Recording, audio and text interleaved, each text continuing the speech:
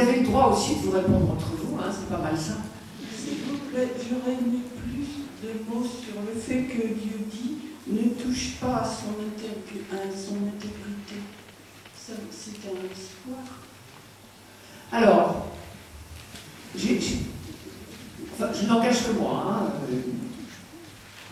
Vous prenez une phrase qui est dans le prologue. Le prologue est un conte. Un conte, il ne faut jamais le prendre pour une histoire. C'est un conte. Il était une fois un monsieur Job qui tout allait bien, et puis un beau jour, quelqu'un a soufflé à Dieu que si tout allait bien, c'est parce que finalement, comme Dieu était gentil, Job l'était aussi. Alors Dieu a dit, ok, tu ne fais pas confiance à Job, moi je lui fais confiance, et bien on va voir ce qu'on va voir.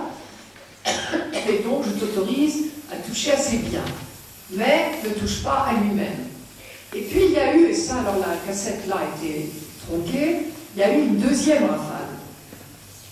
Donc l'adversaire en question, alors le Satan en hébreu c'est pas un prénom, hein, il faut savoir c'est un nom. Ça s'appelle l'adversaire, ou c'est, comment dire, ça s'appelle l'empêcheur de danser en rond, ce serait la meilleure façon de traduire.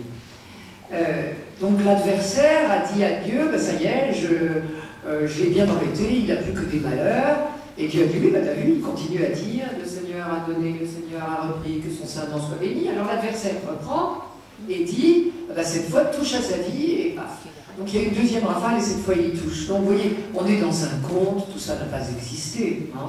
Ce conte était, dans le pays où il circulait, c'est-à-dire l'Arabie, la Jordanie actuelle, était une bonne leçon de caté, bien emballée pour dire, quand il t'arrive des malheurs, dis merci, et tout s'arrangera. Hein. Parce qu'après, tout s'arrangeait.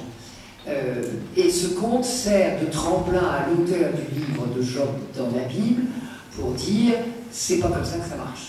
Moi, je n'attacherai pas d'importance, vous ne pouvez pas tirer des leçons théologiques d'un texte comme ça. C'est un genre littéraire.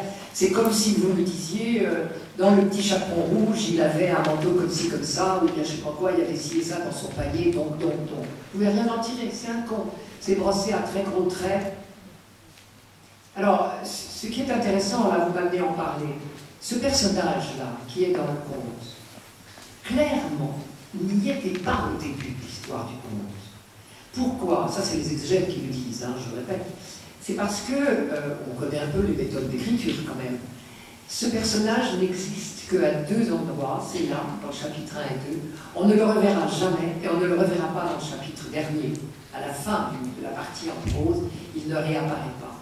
Et vous savez ce qu'on croit, c'est qu'il a été inventé par un auteur qui, un beau jour, quand au long de la trajectoire, on a commencé à se dire c'est pas possible que Dieu ait inventé le mal, lui qui n'a fait que du bon, alors on a inventé une espèce de fauteur de danser en rond, enfin empêcheur de danser en rond, de qui viendrait le mal, comme chez Jésus, il y a quelqu'un qui a semé l'ivraie.